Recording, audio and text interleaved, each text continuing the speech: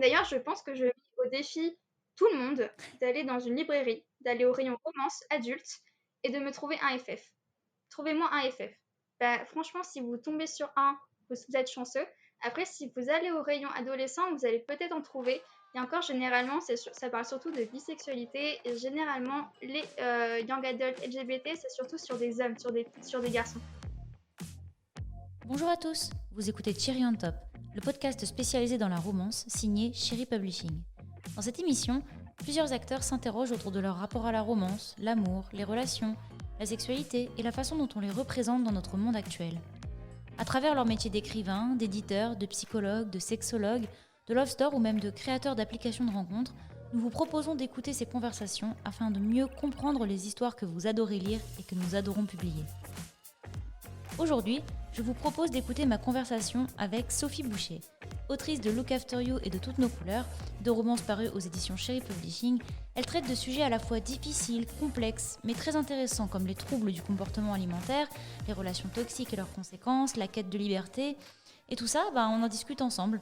On discute de ça, oui, mais aussi de nos attentes et de nos espoirs pour le monde de la romance, des codes que l'on aimerait casser, de ceux que l'on aimerait bâtir, et de l'importance de mettre certaines thématiques en avant pour que chacun trouve enfin la romance qui lui ressemble.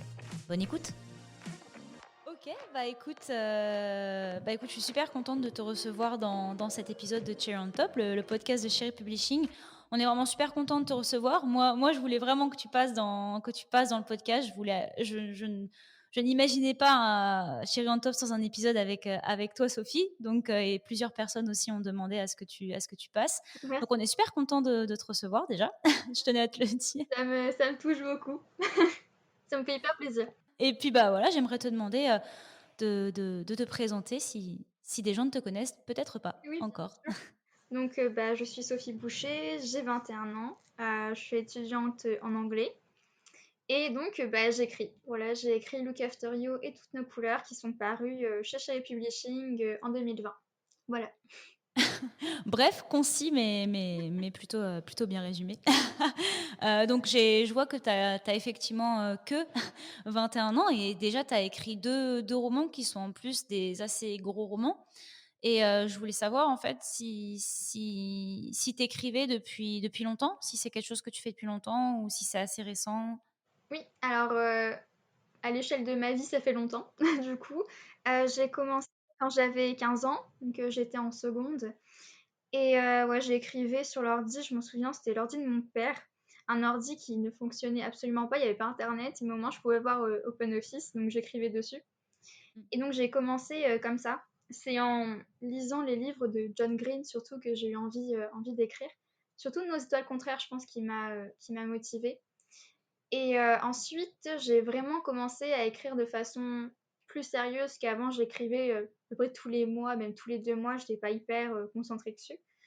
Et donc j'ai commencé Mm. vraiment à me concentrer quand j'avais 17 ans, donc j'étais en terminale. Et voilà, j'ai commencé à me concentrer, à vraiment avoir une sorte de quotidien d'auteur, d'autrice du coup pour moi, euh, quand je me suis inscrite sur Wattpad. Voilà, j'ai publié sur Wattpad jusqu'à l'année dernière, d'ailleurs je suis toujours dessus et voilà. Et tu publiais, donc là, tu étais beaucoup plus constante dans tes publications. C'est ça, j'essayais de publier au moins une fois par semaine. Donc j'essayais d'avoir des chapitres à l'avance et parfois j'étais vraiment à la bourre, donc j'écrivais un chapitre 1 heure avant de publier. Enfin, c'était un peu le rush, mais j'aimais bien.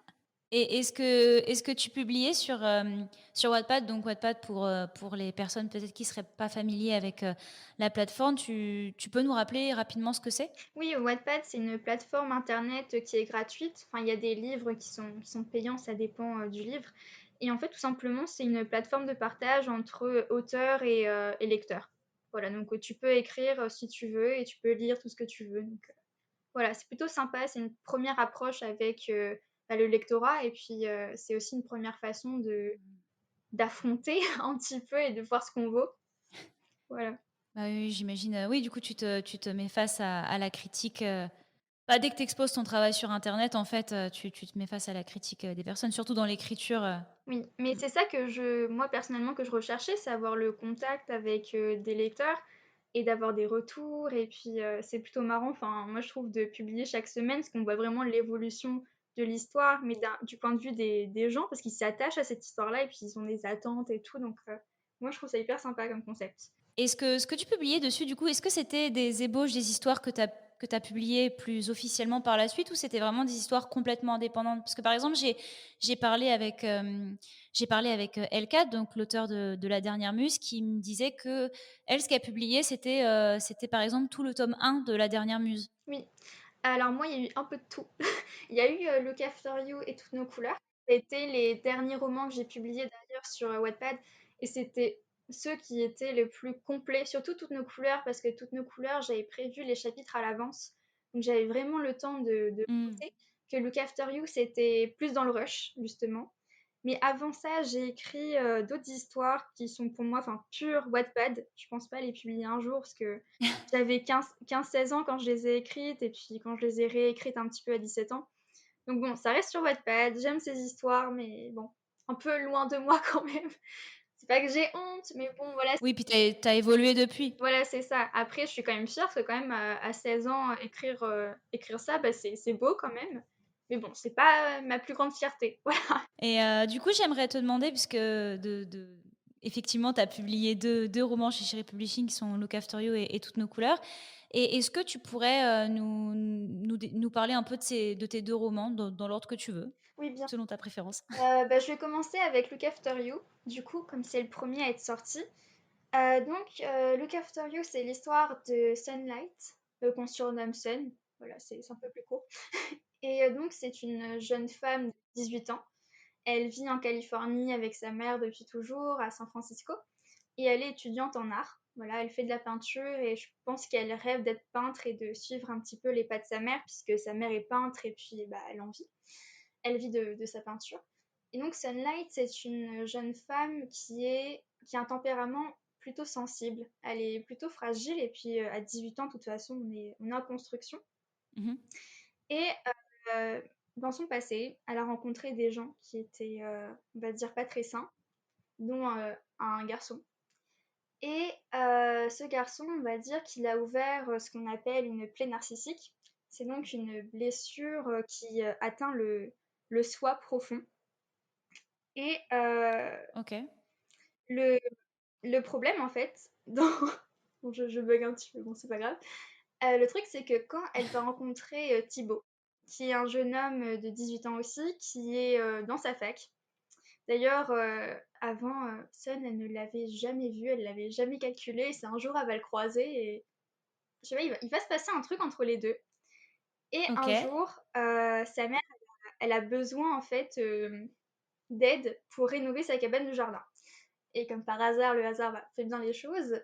Et c'est Thibaut qui arrive et donc, du coup, ils vont se retrouver face à face. Et Sun, elle va, je pense, comprendre très rapidement qu'il peut se passer quelque chose avec ce garçon. Hmm. Et quand elle va penser à ça et développer des émotions vis-à-vis de ce garçon, elle va se souvenir en fait de ce qu'elle a vécu par le passé et son passé va énormément impacter son présent et sa relation. En fait, sa conception de la relation et surtout sa conception d'elle et de son corps, puisque voilà, la blessure narcissique qu'elle avait eue, ça a touché son corps d'une certaine façon et du coup, elle va tellement se voir tel un corps qu'elle va développer des mécanismes, donc les troubles du comportement alimentaire, elle va les développer plutôt dans un but un petit peu de protection, mais sans s'en rendre compte, et petit à petit, elle va tomber dans l'anorexie. Et donc, c'est un roman qui parle bien sûr de la chute dans l'anorexie et de la mise en place de l'anorexie, mais qui parle aussi de la remontée et de la guérison, qui est un Mhm. processus très compliqué. Et surtout, bah, comment dire, c'est un roman qui parle de l'amour de soi et aussi de l'amour des autres.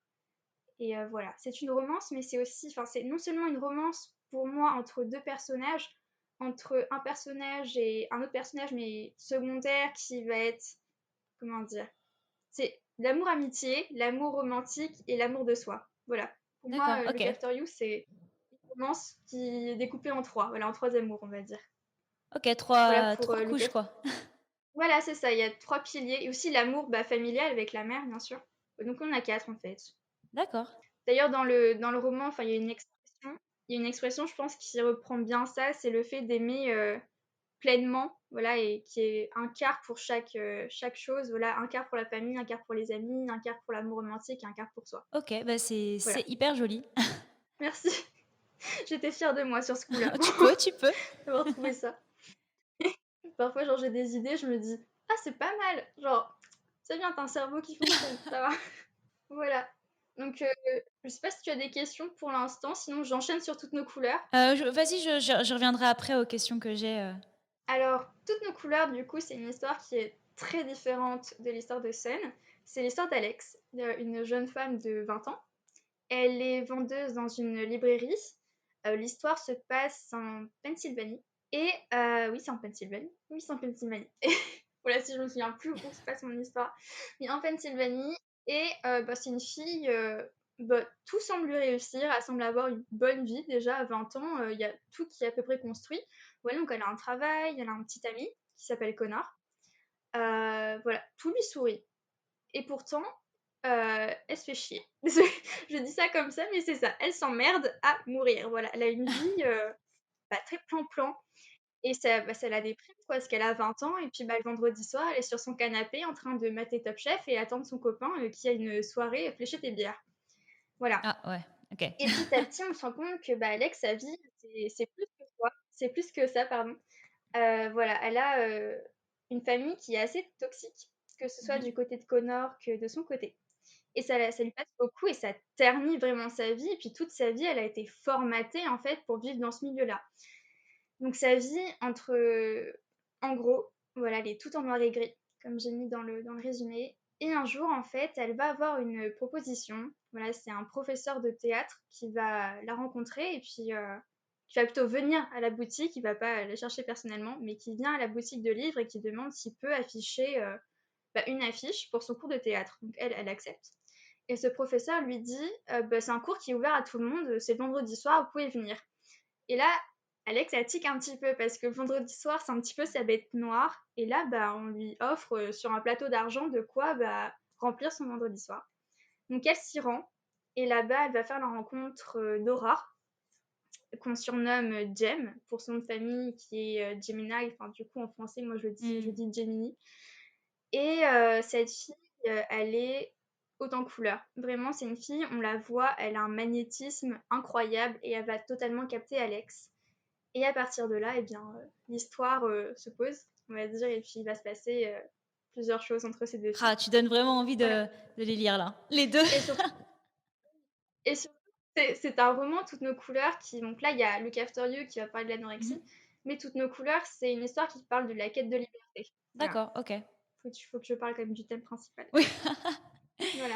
Dans tout ce que tu me dis là sur tes 2 romans, en fait, on se rend compte qu'il y a quand même, tu as l'air d'avoir une relation, en fait, avec l'art qui est assez, particulière. On a l'air Est-ce que tu es proche de cette thématique? C'est quelque chose qui te tient à cœur? Oui, alors moi, l'art, c'est vrai que je suis intéressée par plusieurs activités artistiques depuis que je suis petite. Voilà, j'ai jamais été intéressée par des activités comme le basket, la natation, l'athlétisme, etc. Moi, j'ai toujours été intéressée par des activités comme bah, la danse. Je faisais de la peinture quand j'étais petite, du dessin. Le théâtre, ça m'est venu quand j'étais à la fac. Bon, je suis pas une très grande actrice, une comédienne, etc. Pas du tout, je suis plutôt nulle. Mais j'ai eu des cours en fait à la fac parce que je fais une option qui s'appelle art du spectacle. Mmh. Donc j'ai eu des cours des cours théoriques sur le théâtre et puis des cours de pratique forcément. J'ai même eu du théâtre anglophone, donc forcément j'ai été dans cet univers, même si bon, ouais, je ne joue pas très bien, mais je prends Mmh. plaisir à le faire. Et voilà, j'adore ça, le théâtre. J'adore en regarder et puis faire partie d'une petite troupe, mine de rien, Mmh. c'est sympa. Et c'est ce qui m'a inspiré toute la couleur. Voilà. Et du coup pour Look After You, tu la peinture, tu jamais rejoint de club de peinture? Non, non, mais la peinture, je sais pas trop comment ça m'est venu pour scène. Je pense que c'était une évidence pour moi qu'elle se peigne en D'accord, quelque ouais, OK. sorte, qu'elle se représente sur une toile. Enfin, je pense que j'ai eu cette image-là et bah, ça m'est resté et ça a collé, quoi. Je pense Et que ça m'est venu comme d'accord, ça OK. pour scène. Parce que Ouais. oui, c'est quelque chose de récurrent dans tes romans, donc en tout cas dans les 2 là que nous on connaît et c'est assez intéressant de voir qu'il y a toujours un petit Mm. rapport avec, une, en plus c'est une, on dirait un art qui correspond vraiment au personnage à chaque fois. Oui, c'est ça, parce que Sun, la peinture, ça montre bien son petit côté introverti, même son grand côté introverti. Alex, ça va se mettre à écrire, ce qui va lui permettre d'extérioriser, de Mmh. s'évader aussi. Et Aurore, clairement, le théâtre, ça lui va très très bien, comme c'est quelqu'un d'assez extraverti et de... Je pense que le théâtre lui a fait beaucoup de bien aussi, justement, comment dire, Oui, pour sortir un peu d'un quotidien où tu es spectateur, finalement. ça, c'est ça. Et il y a aussi la musique, mine de rien, en toutes nos couleurs, il y a un peu de Mmh. musique. Ouais, il y a un peu de tout. Mm. Ouais, de performance pour Aurore, ouais. Et hem et j'aimerais un peu rester Voilà. sur Look After You.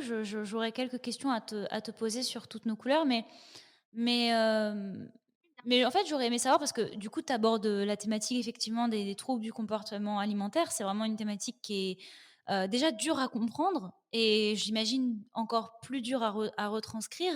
Mm. Et est-ce que tu t'es documenté? Est-ce que c'est un roman qui t'a demandé beaucoup de travail personnel pour pouvoir peut-être un petit peu te mettre, comment dire? Rendre ton récit crédible ou ne pas tomber peut-être dans des clichés, tu vois? Qui peuvent être, un peu obvious, concernant ce type de pathologie? Oui. Oui, oui, totalement, parce que je voulais quand même un point de vue qui soit à la fois Mmh. général et en même temps très personnel, Ouais. c'est l'expérience de scène, c'est pas Mmh. l'expérience de tout le monde aussi. Donc je voulais quelque chose de quand même général, donc je me suis renseignée. Bien sûr, je me suis aussi inspirée Mmh. de mes propres expériences, mais mon but n'est pas d'écrire une autobiographie, sinon j'aurais écrit autobiographie, mais là non, pas du tout. Du coup, oui, je me suis beaucoup documentée. J'ai regardé un documentaire qui est excellent, qui était sur Arte et qui s'appelle Chère anorexie. D'ailleurs, ce documentaire, il m'a beaucoup inspirée pour la lettre que Sun s'écrit Mmh. plus loin dans le roman.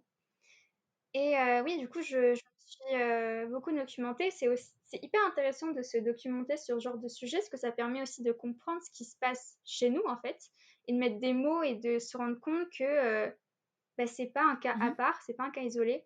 L'anorexie, c'est une maladie, certes, mentale qui est propre à chacun, mais quand même, c'est une maladie qui se développe chez plusieurs personnes, et c'est pas pour rien. Donc, plusieurs recherches ont été faites, et puis voilà, on a pu trouver en fait les éléments déclencheurs et tout simplement faire des recherches sur la maladie, tout Mmh. simplement. Donc c'est hyper intéressant de regarder des documentaires comme ça, parce qu'on a un point de vue scientifique, et c'est un point de vue qui est plutôt rassurant parce qu'on se dit ce Mmh. sont des faits, sauf qu'on ne peut pas juste se baser sur des faits, puisqu'il n'y a pas Bien les sûr. émotions, Mmh. etc. Donc c'est vrai que j'ai lu aussi des témoignages. J'ai lu le témoignage, enfin c'est un roman, en quelque sorte. C'est Jamais assez maigre, journal d'un mannequin de Victor Doxer. C'est une amie qui me l'avait conseillé et je l'ai beaucoup aimé. Surtout qu'il aborde l'anorexie d'un point de vue assez différent, puisque voilà, c'est l'histoire d'une mannequin. C'est une autobiographie, donc voilà, Victor Doxer existe vraiment. Et elle raconte son parcours dans le mannequinat et sa descente aux enfers, quoi, parce que c'est le mannequinat qui a déclenché chez elle ces troubles du comportement alimentaire. Mais ce qui est intéressant à voir, c'est que c'est pas seulement la pression qu'on lui imposait pour entrer dans du 32 qui a déclenché ces troubles du comportement alimentaire. Il n'y a pas que ça. Il y a aussi, on se rend compte que dans son passé aussi, elle a rencontré des gens qui ont ouvert chez elle une blessure narcissique, et je pense que l'anorexie, à ce moment-là, quand elle est arrivée dans le mannequinat, elle s'est introduite, elle s'est dit, bah super, Mmh. il y a une faille, je peux y aller, quoi. Donc ça, c'est intéressant. Et aussi, ce qui est très intéressant dans ce roman, c'est qu'elle oppose un petit peu aussi l'anorexie et la boulimie, parce qu'après, elle va tomber dans la boulimie. Il y a aussi la boulimie Mmh. qui est intéressante à aborder, et qui généralement va aussi de pair un peu avec l'anorexie. Et aussi, j'avais lu un roman qui est pure fiction cette fois, qui s'appelle Je suis une fille de l'hiver. J'ai plus le nom de l'auteur, mais il est très très bien. Et celui-là, il est vrai, il est intéressant parce que on ne suit pas un personnage qui va tomber dans l'anorexie, mais un personnage qui est déjà anorexique et qui va devoir s'en sortir. Donc, on voit vraiment le déclic en fait. Il faut vraiment identifier le déclic qui dit je vais m'en sortir, et ça, c'est difficile à avoir. Donc, ça, c'est intéressant. Et voilà, ouais, donc faut vraiment en fait, comment dire, moi j'ai dû me détacher de mon expérience personnelle et me dire, ok, donc là on a un personnage et il faut en gros décortiquer la maladie. Et surtout, pour que ce soit crédible, il faut aussi créer un passé au personnage, il faut lui créer une histoire. Et je me suis dit, qu'est-ce qui a fait des failles chez elle? Et quel sujet aussi je veux aborder? Moi, je voulais aussi aborder les Oui, c'est ce que relations j'allais te toxiques. dire. C'est Je voulais exactement ce que j'allais te aborder dire. la masculinité. J'ai voulu aborder tout ça. Et aussi transmettre un message. Parce que dans ce roman, donc, Sun, elle a connu quelqu'un dans son passé qui s'oppose totalement à Thibaut. Parce que Thibaut va montrer aussi à Sun qu'est-ce que c'est qu'une relation saine. Une relation saine, c'est être quelqu'un qui va donner envie à Mhm. la personne de Complètement. s'aimer aussi. On ne vit pas, enfin, on ne s'aime pas parce que quelqu'un nous aime. On s'aime parce qu'on Mhm. s'aime et après on peut aimer quelqu'un. Et ça, je trouvais ça hyper important à aborder. Parce que mine de rien, l'anorexie, comme je disais, c'est une maladie qui touche au soi profond. Donc ça va toucher des sujets comme bah, son amour-propre, Mhm. forcément son corps, comme c'est son enveloppe. On va le prendre, comment dire, si on s'attaque à nous, on va penser peut-être que notre corps aussi est Mhm. attaqué. Donc on va voir son corps différemment. C'est notre enveloppe, c'est ce qu'on présente au monde. Donc si quelqu'un ne nous aime pas, on va penser bah, peut-être qu'il n'aime pas aussi ma tête. Enfin, Ouais. on peut avoir ça, bien Mhm. sûr, c'est pas une généralité, là c'est juste la réflexion. Mais il y a ça aussi. C'est, voilà. Mais son corps, c'est son enveloppe et il faut en prendre soin, quoi. Parce que sans son corps, bah, on vit pas, tout simplement. Oui, Voilà. oui, non, c'est clair. Mais je trouve ça hyper intéressant parce que c'est vrai que le côté de ce que tu dis un peu qui est, en fait, toi, tu n'es pas Sun, donc tu peux pas calquer Ouais, ton expérience, quelle qu'elle c'est ça. soit, dans ton histoire, en fait. Et ça, Mm. c'est hyper intéressant et en même temps, c'est hyper complexe du coup parce que tu dois complètement recréer avec une même, heu, une même pathologie, un parcours qui est complètement différent, donc une façon de voir et de vivre le truc qui va être complètement différente. Et rendre un personnage réel Mmh. aussi. Et je pense d'ailleurs, ça doit être pour ça. Je pense que j'ai réussi à rendre Sun réel, tout simplement parce que, j'en parle là, mais il y a des lecteurs qui viennent me voir en message privé et qui vont me demander des conseils, qui vont, en gros, comme si moi j'étais Sun. Sauf que non, je ne suis pas Sun. Donc, Ah! Mmh. non, je peux pas. C'est ça. Bon, après, il y a des gens, ils sont très respectueux. Bien Ils sûr. vont poser la question de façon très respectueuse. Il y a d'autres gens, admettons, que je ne connais ni d'Adam ni d'Ève, qui débarquent dans ma messagerie pour me demander de but en blanc si je suis anorexique. Ça me plaît pas trop. D'accord, Donc voilà, ouais, donc OK. généralement, j'essaie de prendre du recul et de me dire que ces gens, bah, tout simplement, ils sont tellement attachés à ça, ils ont tellement Mmh. vu, enfin, ils ont tellement trouver scène réelle qui pensent que c'est moi. Donc c'est aussi rassurant de notre côté. Bon, après, je veux dire, les gens, s'ils sont respectueux, ils sont respectueux. Mais voilà. D'accord, ouais, mais c'est super intéressant que vraiment tu toute cette dimension où on est venu t'en parler, après quoi. Parce que oui, effectivement, ça veut dire que tu as vraiment marqué les esprits Mmh, avec, ce personnage et ça, mmh. c'est assez fort.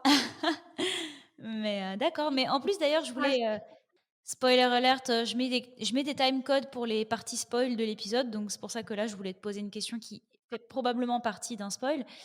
vas-y. Tu parlais des relations toxiques et moi, je trouvais Oui. ça super intéressant, en fait, le lien que tu fais, en tout cas que tu as vraiment essayé de faire entre c'est ça peut être quoi les parce que tu vois, il y a beaucoup de romances où, il va y avoir, une relation toxique qui va être présentée, mais on va rarement en voir les 2 à part la déprime ou la dépression, qui sont déjà des choses assez graves, Mmh. mais on va pas avoir Oui. les dommages collatéraux et j'ai l'impression que vraiment toi, tu as poussé ce truc et je trouve ça hyper intéressant en quoi les relations amoureuses, ça peut aider à la résolution et ça peut détruire quelqu'un. Je trouve ça hyper intéressant. Oui, parce que tout simplement, là, justement, on parle des relations toxiques. Dans beaucoup de romans, oui, de romans, excuse-moi, en fait, j'entends pas beaucoup mes voyelles parce que j'ai mes écouteurs. Désolée si je prononce un peu comme si j'avais un accent, mais dans Il dans y a il y pas a de beaucoup de souci. romans qui romantisent en fait les relations Mmh mh. toxiques. Ils vont vraiment les romantiser et en faire quelque chose de presque normal. Par exemple, je pense à la saga After, Mmh. qui est basée sur une relation toxique. Complètement, ouais. Mmh. Et mais c'est une relation, mais qui ne devrait pas être romantisée. C'est quelque chose d'extrêmement destructeur et de pas sain. Et ça, moi, c'est des relations que je vois dans des romans qui me rendent chèvre. Vraiment, ça, c'est des choses qui m'énervent quand je vois des gens qui vont dire ah lui c'est mon book boyfriend, je l'aime trop, alors que c'est quelqu'un d'extrêmement destructeur, extrêmement toxique. Et j'ai envie de hurler, mais ce n'est pas quelqu'un de sain en fait. Ce n'est pas possible, c'est pas quelqu'un de sain. Ce n'est pas ça en fait. L'amour, c'est pas ça du tout.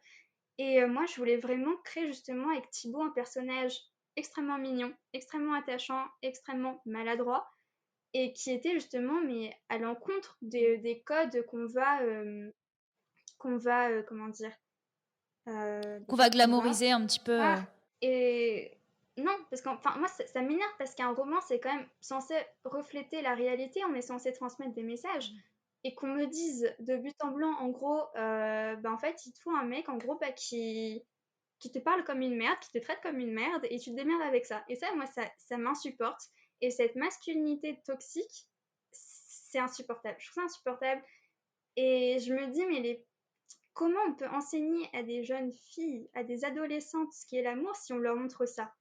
Mm, Comment on fait? C'est ça, il y a tellement de codes dans la société à bouger.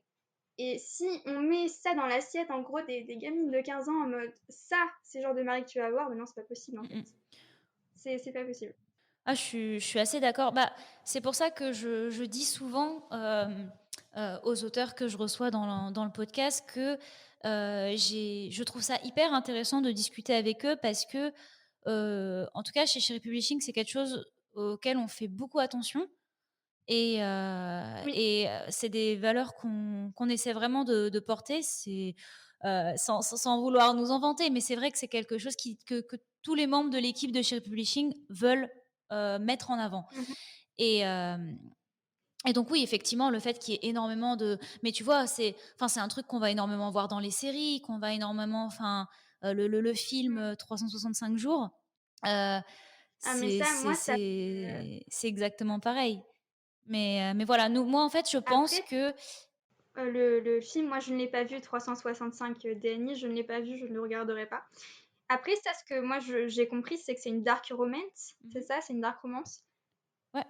Et c'est vrai que les gens, j'ai l'impression qu'ils s'excusent un peu de ça. Enfin, pas qu'ils s'excusent, mais qu'ils se justifient en disant ça, c'est une dark romance.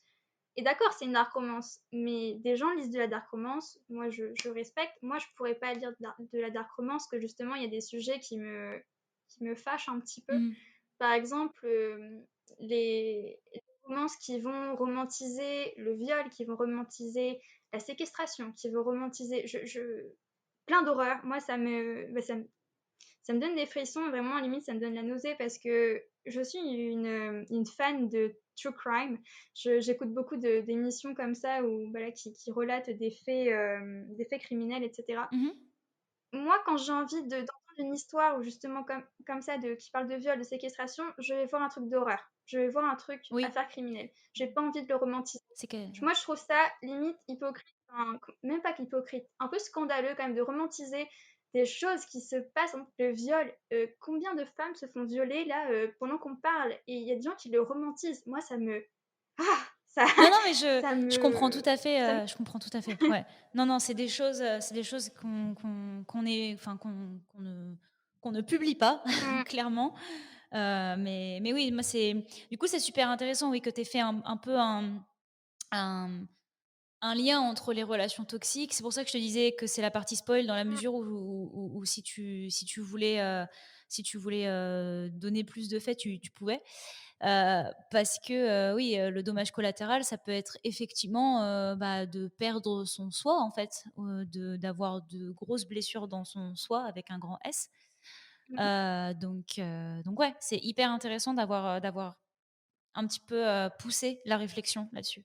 Voilà, et aussi moi ce que je voulais raconter, bah, justement, enfin le personnage du coup qu'on va mettre en spoil, c'est Carter, Mhm. du coup le garçon qui a connu Son avant, et aussi ce que je voulais montrer avec ce personnage, donc il y a beaucoup de romances qui vont romantiser justement le garçon qui est très toxique, mais il a un passé douloureux, Oui. on a envie de savoir, Mhm. on a envie un peu de le réconforter, etc. Et justement, il y a un peu ce côté-là avec Carter. Et justement, Sun, elle se demande, mais pourquoi il est comme ça? Et elle a envie de creuser, mais en même temps, elle se dit, non, j'ai pas à creuser, en fait, parce qu'il n'y a pas d'excuse à Bien avoir, sûr. en fait. Mhm. Il n'y a pas d'excuse pour qu'on me traite aussi mal. Et ça, je voulais le montrer aussi, parce que il n'y a pas de justification à trouver à quelqu'un qui vous fait du mal volontairement. Voilà, ça, je voulais le montrer, parce que c'est quelque chose qu'on romantise beaucoup dans la Mhm. romance. Oui, le bad boy un petit peu. C'est ça. Après, les gens qui veulent introduire ce genre de relation, ils ont le droit, bien entendu. Moi, je sais que je vais peut-être en écrire un jour, on ne sait pas. mais il faut savoir l'aborder de façon à montrer que ça, c'est pas normal aussi. Mhm, Si on l'aborde comme si c'était normal, c'est là où il y a le problème en fait. mhm, C'est là où il va y avoir tension, on va dire, avec la réalité et ce qu'il ne faut pas. Voilà. mhm. Ouais, non, mais je suis assez d'accord avec toi. C'est même quand on en écrit, c'est pour ça que là, moi, je blâme absolument pas les gens qui vont lire ces romans-là. Ou qui vont lire des thématiques vachement plus sombres et tout. En fait, moi, je pense juste que c'est cool et c'est aussi pour ça que tu es là pour en parler avec moi aujourd'hui. C'est parce que en avoir conscience, c'est aussi pour moi et c'est ce qu'on pense chez Cherry Publishing, c'est que on a des bad boys dans les histoires qu'on publie, par exemple. Mais c'est cool d'avoir les clés de compréhension de ce que tu es en train de lire, d'avoir conscience que c'est pas quelque chose qui est souhaitable dans la réalité, d'avoir conscience que c'est des schémas que potentiellement tu vas reproduire inconsciemment, et que quand on te Mm, donne les clés de compréhension, au moins tu es capable de, comment dire, de pas effectivement voir ça comme quelque chose de normal, en fait. totalement. Je suis totalement d'accord avec toi. Et aussi, ce qui est intéressant avec les bad boys, parce que j'en ai un aussi bientôt, là, dans le spin-off de Look After You avec Kellan. J'en ai un, ce qui est intéressant, c'est aussi l'évolution du personnage, lui aussi, qui se remet en question. Ça, c'est intéressant aussi Effectivement, ouais. à travailler. Clairement.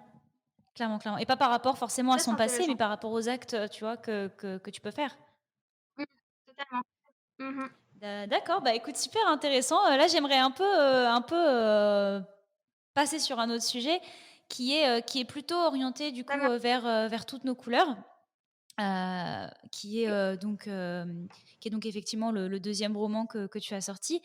En fait, je me rappelle, tu avais participé à une interview qui est disponible sur la chaîne YouTube de Chez Publishing. On la mettra en lien dans la description.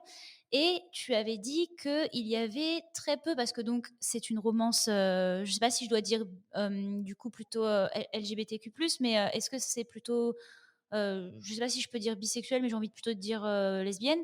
Oui, lesbienne, c'est deux Ouais, filles, de voilà. toute façon. Euh, C'est une relation lesbienne. Bah OK, pas de souci. Je savais pas trop comment toi tu le disais, donc je préfère le voilà. Et oui, et en fait, tu disais dans cette interview qu'il y avait moins de visibilité sur donc le FF que sur le MM. Et est-ce que c'est pour ça que tu as, en partie pour ça, peut-être que tu as voulu écrire une histoire comme ça? Est-ce que ça t'est venu? Pareil, est-ce que tu as dû faire des recherches pour cette histoire-là? Alors, pas du tout. Moi, enfin, ça m'est venu Mhm, naturellement dans le sens où j'en avais envie. Je voulais écrire une romance FF. mhm.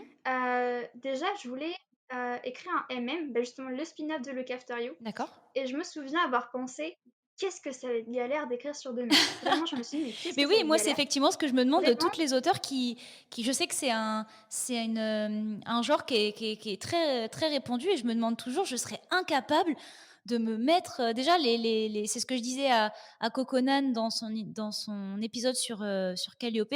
Je me disais, mais les chapitres qui sont écrits du point de vue homme, je trouve ça déjà tellement dur en tant que femme. Alors, une romance, c'est je ne saurais absolument pas par où commencer. Du coup, c'est OK, d'accord, intéressant. c'est un très bon exercice d'ailleurs. Enfin, je vais commencer bientôt, mais ça a été un très bon exercice, mais c'est galère. Et de toute façon, moi, je voulais écrire un FF. J'en avais envie, j'en Mmh avais mh. besoin. Et voilà, je voulais écrire un FF. Tout simplement. Est-ce que j'ai fait des recherches? Non, parce que j'en avais pas besoin. Mmh. Je pense, voilà, l'amour, c'est l'amour, de toute façon. Donc, Oui, pourquoi non, je ferais bien des sûr, bien sûr. recherches là-dessus? Voilà. Après, Non, non, oui, je voulais pas voilà. du Non, non, tout, oui, non, mais je vois ce que tu veux dire. Peut-être par rapport à la communauté LGBT, avoir des termes, des oui, trucs voilà, comme ça. c'est plutôt oui, c'était plutôt ça que j'entendais. Bah, du coup, moi, non, j'ai pas fait de recherche. OK, Après, je suis sur YouTube. Et d'ailleurs, je conseille à tout le monde ces deux youtubeuses qui sont excellentes. C'est Kira Graves et Georgia Bridgers. Elles sont géniales et elles m'ont bien mis dans un bon mood pour écrire toutes nos OK, couleurs. cool. Et voilà. Je voulais écrire toutes nos couleurs et voilà. Je disais que dans l'interview qu'il n'y avait pas beaucoup de FF. En France, surtout, il n'y a pas beaucoup de FF D'accord, parce OK. qu'il y a Mmh. beaucoup, en anglais, en VO, il y en a beaucoup, mais qui ne sont pas traduits D'accord, OK. aussi.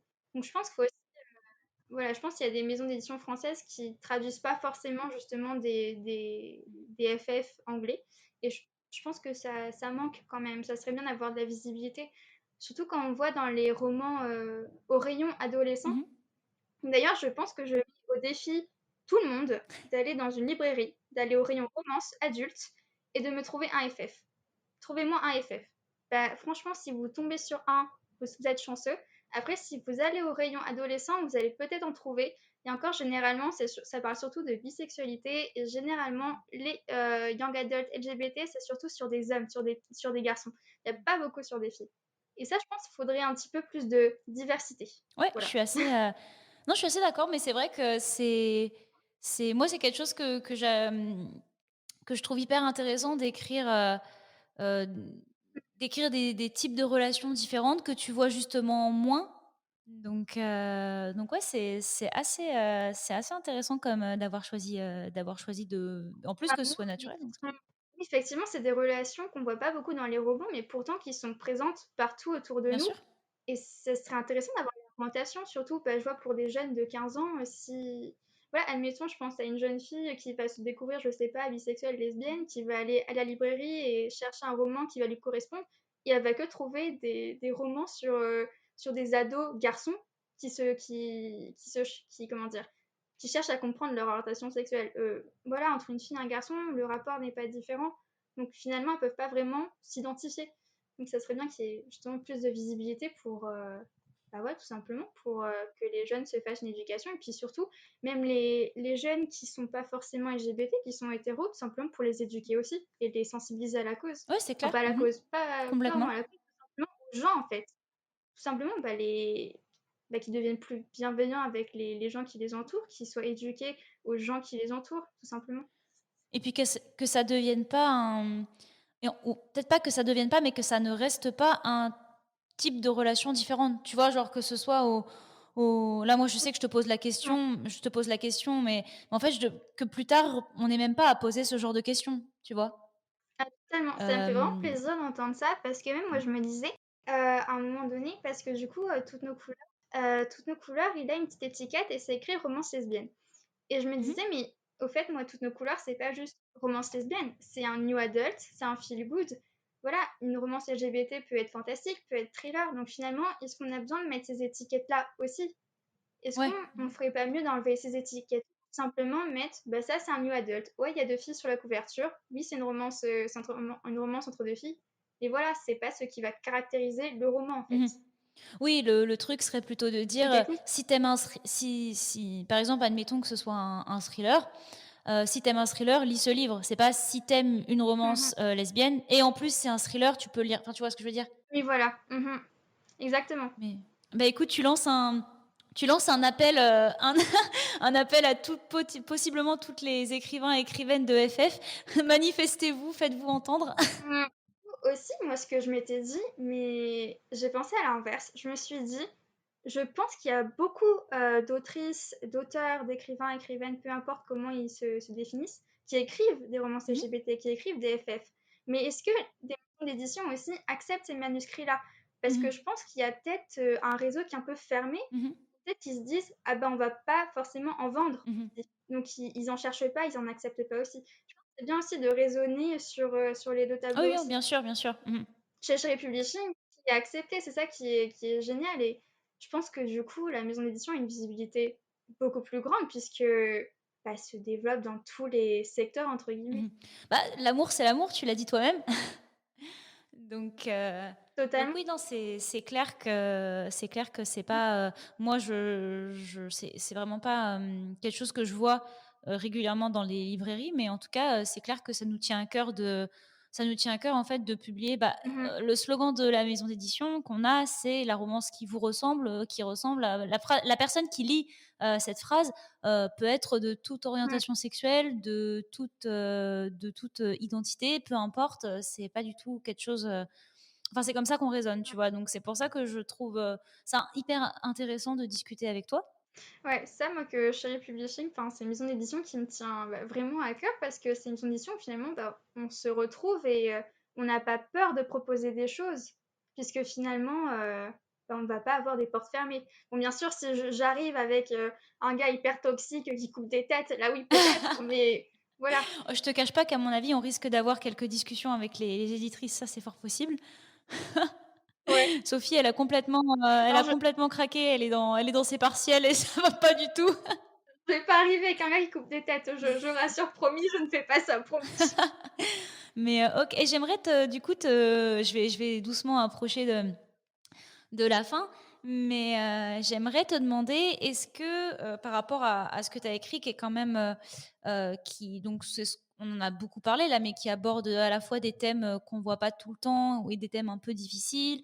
L'art aussi, c'est pas quelque chose qui est présent dans toutes les romances, et j'aimerais, est-ce qu'il y a quelque chose que tu souhaites apporter, au monde de la romance? Alors sans aucune prétention, bien sûr, c'est pas du tout ce que j'entends, je veux révolutionner le monde de la romance. Non, mais je veux dire, est-ce qu'il y a quelque chose que tu souhaites pour ce genre, pour ouais, pour ce genre littéraire? Est-ce qu'il y a quelque chose que tu aimerais apporter ou qu'est-ce que tu changerais ou Moi, je pense déjà, enfin, je veux pas remettre en question, du coup, tous les romans qui ont été publiés, toutes les romances, parce que si bien sûr. elles existent, c'est qu'il y a bien eu des bases, et puis c'est aussi grâce à ces romances qu'on peut évoluer. Mmh. Moi, justement, ouais, j'aimerais qu'il y ait plus de diversité et peut-être comment dire, la psychologie des personnages un petit peu plus travaillée, plus poussée, Mmh. pour que bah, justement chaque romance soit unique Mmh. et aussi qu'on développe bah, les personnages surtout et qu'on développe justement voilà, leur maladie, leur personnalité et puis bah, juste vraiment qu'on développe les personnages de façon à ce que ça soit pas un couple, mais deux personnages qui sont ensemble. Pour réussir à individualiser justement les deux membres du couple. Voilà, je pense que c'est important de faire ça. Pour que. C'est dur à expliquer quand Mais je même. vois ce que tu veux dire, pour éviter en fait que l'un se fonde dans l'autre, tu vois? Et puis, bah, dans la vraie vie, de toute façon, on a le droit d'exister Bien sûr. seul. On n'existe pas parce qu'on est deux. Donc, j'ai pas envie que les gens, en reposant le roman, se disent ah, il me faut quelqu'un comme ça, vite, il me faut quelqu'un comme ça. Non, juste soyez vous-même et après, vous allez peut-être rencontrer quelqu'un et vous allez écrire votre propre histoire. Et voilà, j'ai pas envie de créer un sentiment d'urgence chez les gens et une sorte de besoin d'amour immédiat en fait. D'accord, OK. Mais que les gens ils comprennent qu'une relation, c'est pas quelque chose qui est essentiel. Et puis voilà, on a nous, du coup, déjà, voilà, on est déjà bien accompagnés avec tous les gens de notre tête. Enfin, moi, il y a beaucoup de gens dans ma tête. Il y a beaucoup de personnes. Et voilà, c'est même dans toutes nos couleurs. Je veux dire, Alex, elle apprend à vivre seule aussi. Voilà, c'est la relation qui l'accompagne et dans sa vie, en fait. On a une vie et c'est pas pour la combler de gens non plus, Mmh. quoi. Voilà. C'est ça, j'aime beaucoup, C'est un peu. j'allais te dire, le nom de notre podcast, c'est Cherry on Top, et j'ai envie de te dire que finalement dans les relations, c'est un peu pareil. C'est juste la cerise sur le gâteau finalement. Oui, voilà, c'est ça. Exactement ça. Exactement ça. Ça, j'ai pas envie que. Voilà, de finalement de faire de la peine aux gens. Je Mmh. sais pas qu'ils se disent ah bah moi je veux ça. Bah non, D'accord, ouais, si, je vois ce que tu tu peux veux dire. vouloir ça, mais c'est pas tout. Voilà.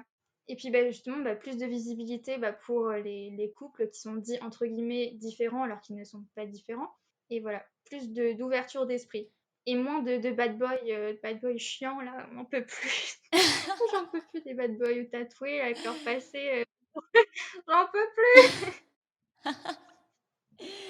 Et du coup, ma dernière question, c'est, est-ce que tu as, donc tu nous en as tu un petit peu mis des petits indices par-ci par-là, mais est-ce que tu as des projets qui arrivent, dont tu que tu voudrais nous présenter peut-être? Oui, oui. Bah déjà, j'ai mon troisième roman qui sort le 20 août, qui Mmh. s'appelle Fall. Donc, déjà, c'est déjà la grande nouvelle.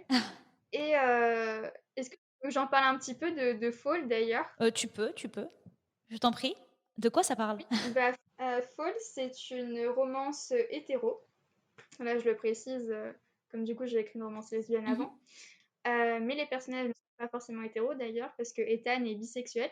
Ouais, c'est un homme. D'ailleurs, je trouvais ça intéressant, même pas intéressant, important, qu'il y ait aussi de la visibilité d'hommes bisexuels, parce que c'est surtout Mmh. les femmes qui sont présentées comme bisexuelles dans les romans, alors que les hommes, il n'y en a pas beaucoup, donc moi, c'était important. Donc, c'est l'histoire d'Ethan, qui a 19 ans, qui est londonien, et qui décide, sur un coup de tête, de partir dans une ville française étudier. Voilà, il veut étudier un an, il s'est mis ça en tête. Et pourtant, on comprend que bah, ce voyage, il n'est pas vraiment prévu, il n'est pas forcément préconisé par sa famille. Donc, on peut se poser des questions là-dessus. Et l'autre côté de la Manche, du coup, il y a Lou, qui est une étudiante française aussi de 21 ans et qui a un passé un petit peu compliqué aussi, mais j'en dis pas plus, je vais pas trop spoiler. Et bah, justement, elle va être tutrice pour une sorte d'association pour les étudiants Erasmus. Mhm. Et il y aura ce fameux Ethan. Et on va dire que ce duo, il va faire des étincelles. Oh, Voilà. oh, ça a l'air chouette. Et pas de domaine artistique dans celui-ci. Ah si, si, si, si. Il y a la photographie et la danse. Ah, ah, là, tu nous rassures. Voilà. Ouais, là, c'est bon. Il y aura toujours de l'art. De toute façon, là, j'ai l'impression dans mes romans, là. Et justement, après, ce que j'ai un peu semé des indices, j'ai prévu d'écrire le spin-off de Look After You, Mhm, donc l'histoire de Kélan et Flo. Et j'ai prévu le spin-off de Toutes nos couleurs. Enfin, c'est pas vraiment un spin-off, c'est plutôt un roman flashback mhm, dans le passé d'Aurore, mhm. Donc c'est un genre de qui préquel, un apportera peu. pas mal de réponses. Voilà, c'est ça, un préquel. Mhm. Et je pense qu'il va apporter beaucoup de réponses. Et surtout, je suis très heureuse de l'écrire, en fait, donc Ah, c'est voilà. super. Je pense que ça va faire beaucoup Ouais. d'heureux, toutes ces nouvelles. Mm. Moi, ça me rend très très heureuse. J'ai pas mal de trucs à écrire, donc c'est cool. Et je voudrais juste finir en demandant, en fait, si des gens qui te découvrent peut-être via cet épisode veulent te suivre et suivre un peu ton travail et ce que tu écris ou ce que tu fais, est-ce que tu aurais un Instagram ou quelque chose où les rediriger? Oui, oui, j'ai un Instagram. Alors le titre, faut s'accrocher, enfin le titre, mon pseudo c'est Sophie the Books.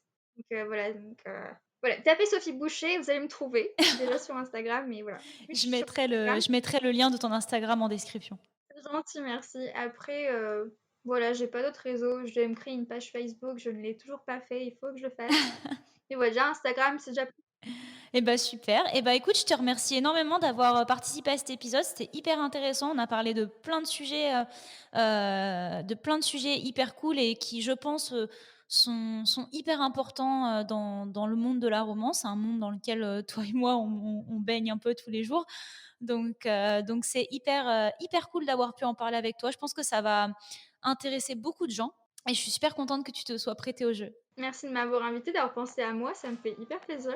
Voilà, donc je suis très contente d'avoir participé. Bah pas de souci. Bah écoute, je te remercie.